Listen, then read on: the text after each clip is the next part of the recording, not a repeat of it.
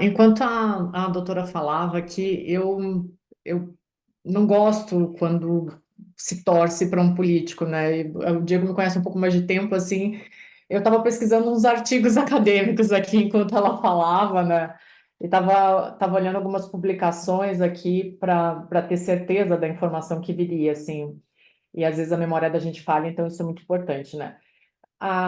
Quando eu pergunto sobre a polarização e que ela se iniciou no governo Bolsonaro, a gente sabe que essa guerra do nós contra eles ela é tão velha quanto a política, né? Mas o que eu estava relembrando aqui em alguns artigos, se a gente for lembrar, a campanha do ex-presidente Jair Bolsonaro em 2018, se teve uma palavra que definiu essa campanha, foi violência. E eu acho que muitos de vocês vão lembrar de imagens nas capas dos jornais do ex-presidente chutando um boneco do presidente Lula, né? Então, foi o ponto que eu quis tocar quando eu falo que dessa política de aniquilação, de não concordar com o que tu pensa e te tirar do jogo, né? Então, isso ficou muito forte na política do ex-presidente Jair Bolsonaro. O que a gente via antes era um debate entre PT e PSDB, né?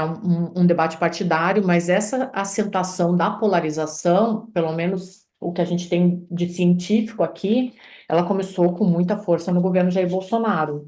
E eu poderia citar diversos autores para encabeçar isso, mas aí só para a gente ter uma ideia, ah, e acho que é muito difícil discordar disso, mesmo os apoiadores do ex-presidente Jair Bolsonaro, mas o próprio Thomas Hobbes, ele fala que para um governo prosperar, tu tem que colocar o Estado soberano acima do estado de tensão.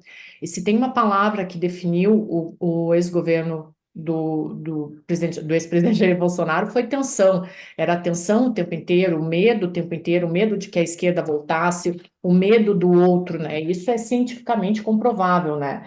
E aí a gente tem um outro ponto. Eu estava relembrando aqui o Carlos Bolsonaro, como o Sakamoto muito bem falou, e aí por isso que a gente tem os indícios de materialidade. O Carlos Bolsonaro é um vereador federal, né? Quantas e quantas matérias atestadas a gente viu do Carlos dando expediente em Brasília.